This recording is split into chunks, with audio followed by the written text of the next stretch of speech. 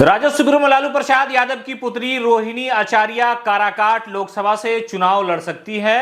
और अगर उन्हें वहां जनता ने आशीर्वाद दिया, जनता ने दुआएं दी, तो वो पार्लियामेंट में जाकर के लोगों की आवाज बन सकती है और उस इलाके का विकास कर सकती है। साथ ही साथ जिस तरह से सोशल मीडिया पर वो लगातार लिखती रहती हैं, खास तौर से वो भारतीय जनता पार्टी के नेताओं को आड़े हाथों लेती हैं। हालांकि भारत में न रहने के बावजूद भी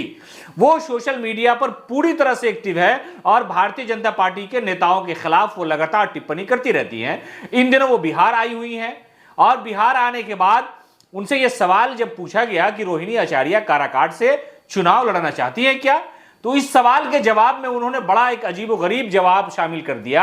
हालांकि वो लगातार जब भारतीय जनता पार्टी, नरेंद्र मोदी और बिहार बीजेपी के लोग लालू प्रसाद यादव पर हमला करते हैं, तेजस्वी पर हमला करते हैं, तो वो अपने अपने तरीके से जवाब देती रहती हैं समय समय के अनुसार। लेकिन उन्होंने चुनाव लड़ने के मामले पर साफ तौर से ये कहा कि अभी तो मां और बाप की बात सुन रही हूं, यानी माता राबड़ी की बात सुनती हूं और पिता लालू की बात सुनती हूं और इन्हीं दोनों की बातों पर मैं अमल कर रही हूं और जिंदगी आगे चल रही है। लेकिन अगर हमने काराकाट की जनता की बात सुनने का मन बना लिया तो हो सकता है कि चुनाव लड़े, उन लोगों के लिए कुछ काम कर सके। लेकिन फिर वो ये कहती हैं कि हमने कोई काम नहीं किया है अभी जमीन पे उतर करके, इसलिए चुनाव लड़ने का जो मसला है, चुनाव लड़ने की जो बात है, वो अभी न की जाए तो ज्यादा बेहतर है। हालांकि सोशल मीडिया पे ये बातें लिखी जा रही हैं कि रोहिणी आचार्य को काराकाट से अगर आरजेडी चुनावी मैदान में उतारती है तो शायद मुकाबला दिलचस्प होगा। रोहिणी आचार्य इन दिनों बिहार में है और सबसे बड़ी बात यह है कि वो अपने पिता की राह पर ही राजनीति की जो तल्ख टिप्पणी होती है वो करती है। 5 दिसंबर 2022 को रोहिणी आचार्य ने अपने पिता लालू प्रसाद यादव को सिंगापुर में किडनी देकर सुर्खियां बटोरी थी और लोगों ने रोहिणी की बड़ी तारीफ की थी और कहा था कि बेटी हो तो रोहिणी जैसे। दरअसल उनकी जो शादी है वो बिहार में ही है और इस दौरान वो यहां जब पहुंची तो जो पारिवारिक प्रोग्राम था वहां थी, वो उपस्थित थी। अरवल के पूर्व विधायक रविंद्र सिंह